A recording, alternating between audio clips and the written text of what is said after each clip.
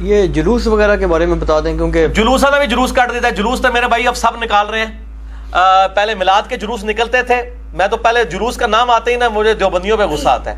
یہ حضرت عمر کی شہادت کا جلوس نکالنا شروع کیا یکم محرم کو، حالانکہ یکم محرم ثابت ہی نہیں ہے. سب سے بڑی کتاب جو صحابہ کے جو ہے وہ لکھی گئی ہے اسود الغابہ، اور اس کی جو تفسیر جو لکھی گئی شرح الاصابہ ابن حجر اسقلانی نے لکھی، ابن اسیر کی اس کتاب کی 8000 صحابہ کے پوری بایوگرافی ہے. بتائیں اس میں یہاں یکم محرم لکھا ہوا ہے.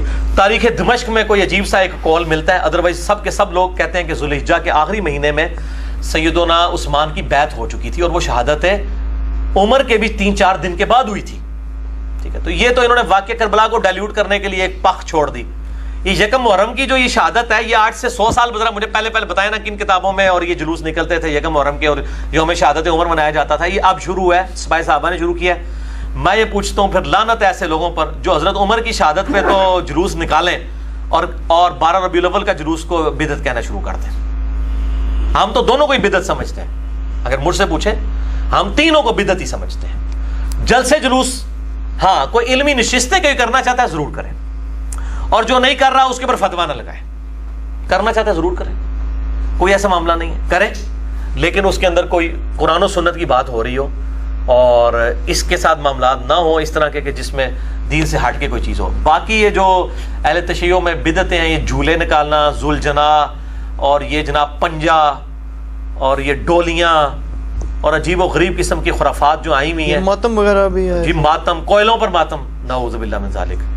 اور وہ کہتے ہیں کہ جی وہ چونکہ وہ گرم صحرا پہ تھے ہم اس کے ساتھ اینالوجی بناتے ہیں، وہ اس لیے کوئلوں میں دیگر مذاہب والے بھی بیچ مکس ہوئے ہیں نا سر. ہاں وہ بھی ہندوؤں میں بھی ہیں. شرف الدین موسوی جو بلتستانی ہیں کراچی والے، انہوں نے ان کی تو کتابیں میں نے 2 دیکھی ہیں نا، وہ تو کہتے ہیں سارا مکس ہوا ہے کام. مکس ہوا ہے اور وہ تو میرے خیال ماتم کو غلط بھی سمجھتے ہیں. شیعہ کی کتابوں میں ماتم کو کنڈیم کیا کہ یہ بالکل ایک زنجیر زنی ہے سب کچھ. اگر یہ کہتے ہیں کہ ہم ان کی یاد تازہ کر رہے ہیں محبت میں کہ جی ان کو زخم لگائے تھے تو ہم اپنے آپ کو بھی زخم لگائیں، تو میرے بھائی ان کے باقی زخم تو مجھے کنفرم نہیں ہے کہ کدھر لگا تھا. ایک والا مجھے کنفرم ہے جو بخاری میں موجود ہے، وہ یہ والا زخم ہے. اگر آپ نے کوئی محبت کا اس طرح اظہار کرنا ہے پھر اس طریقے سے کرنا شروع کریں، نعوذ باللہ من ذالک. اور یہ بالکل بدنامی ہوئی ہے. اور بلکہ ایک اہل تشیع عالم تھے، انہوں نے ٹی وی پہ میں پروگرام دیکھ رہا تھا، انہوں نے کہا کہ جب یہ گستاخانہ عبارات اور کارٹونوں کے اوپر ہمارے مسلمان اپنی املاک کو نقصان پہنچاتے ہیں، بینکوں کو جلاتے ہیں، گاڑیوں کو جلاتے ہیں، تو غیر مسلم کیا سوچتے ہوں گے کہ یہ مسلمان ہے.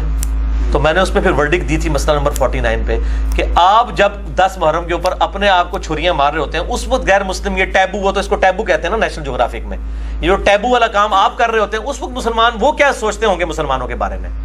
بہرحال ماتم یہ ساری چیزیں ہم ان کو بدعت سمجھتے ہیں، اس کے ایسے کوئی کفر اسلام کا فیصلہ نہیں ہو جاتا.